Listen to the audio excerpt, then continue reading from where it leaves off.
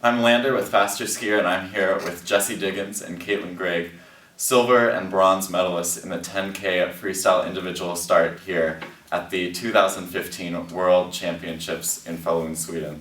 Thanks guys for joining us. Thanks for having us. Yeah, thanks for having us. Pretty awesome stuff yesterday. How are you feeling right now?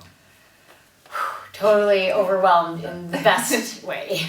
Yes. Still sinking in. It was a little hard to fall asleep last night, I'm not gonna lie. Didn't sleep at all. Yeah. Tell me about kind of what happened last night with all the media and everything you had to do. Did you guys ride in the convertible cars to the stadium or to the award ceremony? Well, actually, to the stadium, our shuttle driver got a little bit lost, so that was kind of like a hilarious turn of events. We were like, are we going to make it on time? Like, maybe we should start running. Yeah. To be a good cool down. But yeah, it was this crazy, like I hadn't packed enough clothes because I didn't think I was going to be medaling yesterday. So after the race, it was like wet and snowing, but I was like so excited and I was like jumping up and down, and we went through this whole media zone and did the flower ceremony, and then right away they took us in cars to the press conference and we took photos with the medals, and then we did a press conference, and then we went to anti-doping, and we didn't get back to the hotel till I don't know, like 3-4 hours after the race.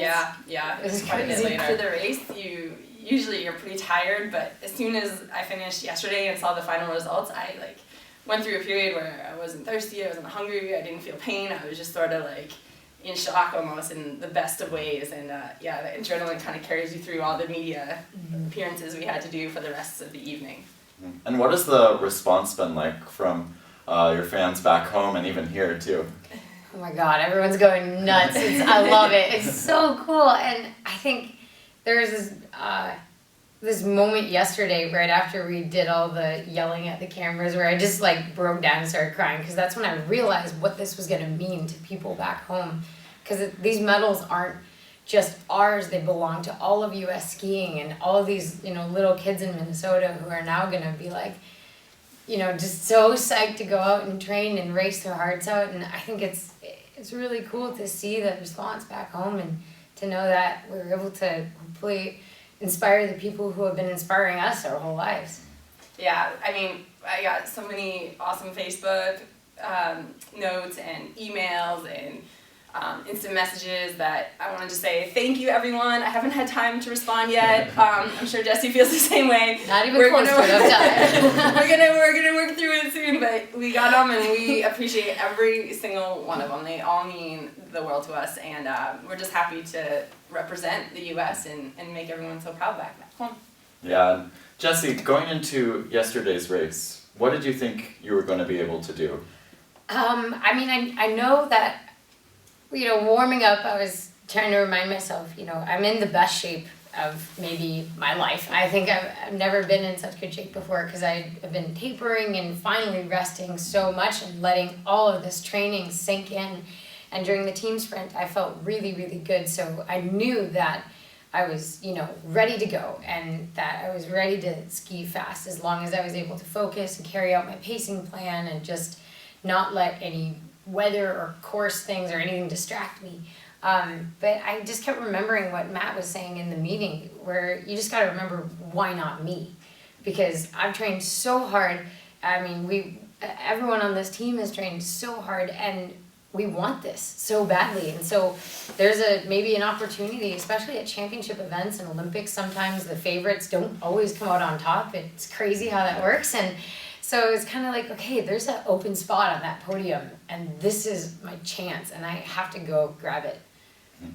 And Caitlin, you spent a lot of time in that leader's chair in yesterday's race. Talk about that and kind of how that experience was. Yeah, I mean, Jessie's statements were exactly what I was thinking going into the race. Why not? And so I kind of attacked the course with that. And I think that I was just excited to get into the leader's chair. I kind of was looking for Brian so that he could see me in the fuzzy. I kind of was like maybe focusing on the just sitting in the chair part and not really the podium potential part just yet. And as I was sitting there, I didn't even bother to change my clothes right away, because I thought, oh well, they'll kick me out in just a little bit. I'll just sit here for the moment and enjoy it. And then I started to get really cold, and I was like, oh, and I looked at the results, and girls were coming in behind, and I think it didn't really, I had to sit for a while before it kind of dawned on me, this this is a good race. And I looked up at the at the board. There was a big screen, you know, with the race going on, and I saw them comparing Charlotte Kalla to my time and Jessie to my time, and I thought, oh, that's weird. I wonder why they're doing that. And it kind of like all sunk in really fast. They're like, whoa, okay, things are happening here. So yeah, it was pretty awesome experience in that chair. Yeah, and when did you have that realization, Jessie? When did you know that this might have been a medal race for you? It took a while. I crossed the line and I was nearly blacked out. Like, Caitlin came over to hug me, and I did not know it was Caitlin. I had no idea who it was.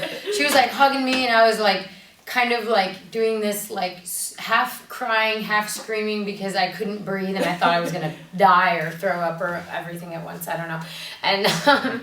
And then finally I was kind of figuring out like what was happening, and I didn't realize how good of a race it was. I mean, I knew that I really pushed to my limit and given everything that I had, and I know I followed my pacing plan, and I knew our skis had been amazing.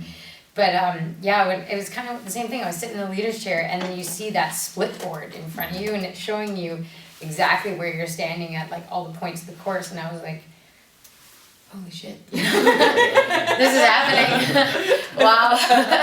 Like, this is a really good race. And that's when it's kind of started. I mean, when Charlotte came across the line, and then and I was like, wow, you know, this is amazing. It started to really sink in. We've talked to you a lot this season, Caitlin, and one thing that you've told us repeatedly is that once you made it to World Championships, you really wanted to focus on the 10K freestyle. And tell me a little bit about your journey here and why that was such a focus. Qualifying for World Champs is a huge goal of mine, and specifically trying to compete for this 10K was a huge opportunity that I saw. I kind of laid out my training and my preparation with the 10K in mind, and and sat out from a lot of the Super Tour races and a lot of the marathons that I would usually participate in. But I really held on the belief that if I put in a solid training block, that I could really have my best performance here at Worlds, and maybe not in the previous weeks before, and come in a little bit fatigued or a little bit kind of beyond my top shape. So in that sense, it was a really great opportunity. You know, that doesn't come along all the time. There's a lot of people who are racing on the World Cup continuously, and or who are chasing Super Tour points or other races. And so yeah, I really kind of capitalized on the fact that I could put in a solid training effort for a good 6 weeks, which I think makes a big difference. Mm-hmm. And for both of you, how do you refocus after something crazy like this happens? How do you focus on, the rest of the championships? Well, it is difficult because I learned from 2013 after we won the medals that, after going through all the media stuff and not eating and drinking enough and not sleeping enough and being on my feet for so long, I was just blown apart by the time the next race came around. So this time I was trying, even when we were going through media, I was like, does anyone have any water? Can I maybe get some food? Because I was just keeping my mind on, like, I'm so psyched for today. I'm really proud of how I skied. And now I'm psyched for the relay. And like, I instantly started feeling like, okay, we have such a shot in this relay. And relays are, you probably know this, my favorite things ever. So just started getting psyched about it. And last night I was trying to go to sleep and my heart was just pounding. And I was just going over that relay course in my mind and thinking about, like, okay, like, we have some girls on this team who are in really good shape right now, and this is, another opportunity. And our wax techs are absolutely killing it, obviously, right now. And it's just, this is another opportunity, and hopefully we can just grab it as well. Yeah, I think, like Jessie said, it's one of those excitements that you almost sort of move on to the next goal right away, and you kind of say, okay, that was good, and we'll probably reflect back on those races at the end of the season. But it's pretty incredible how the team takes success and then says, okay, we still got work to do. And so everybody kind of puts their heads down and starts, like Jessie said, starts focusing on the next race. And for sure, we got a lot of good information about, okay, hydrate, and like she said, eat well and take care of yourself. And I feel like we're ready for the next, whatever races we have coming, and the rest of the season too. So it's good momentum for sure. Before we go, I would just love to give a huge shout out to our staff, because I mean, they gave us that opportunity. And yes, we skied so hard. We did. We had to be the one driving the skis, but they gave us that. They opened the window of opportunity for us by just nailing the wax and working so hard. And I mean, you probably know, I mean, our team has definitely the most bang for the buck. We have the hardest working staff out there. They don't have a fancy truck. We have this little cargo van that we go from town to town all over the world. And they put together just an amazing performance yesterday with how they nailed the wax. And I'm so proud of them.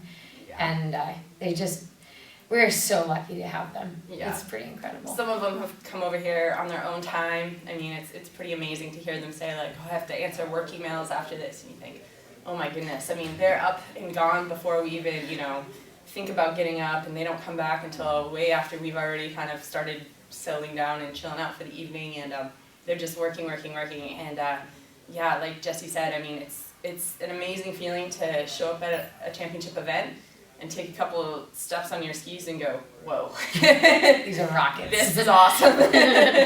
Yeah, so they were for sure a huge part of our success, and we'll never be able to thank them enough for their awesome efforts. Yeah, well, certainly a team effort behind your guys' medals yesterday. Yep. And thanks once again for joining us. You're welcome. Hey guys, thank you so much to everyone for all the cheering and all the support, and it means so much to us. And so thanks all the Minnesota fans back home who are just going nuts over the internet, breaking Facebook with all your posts. It means so much to us. We hear all of your cheers and all of your yells. They do make a difference, so keep watching all of us live.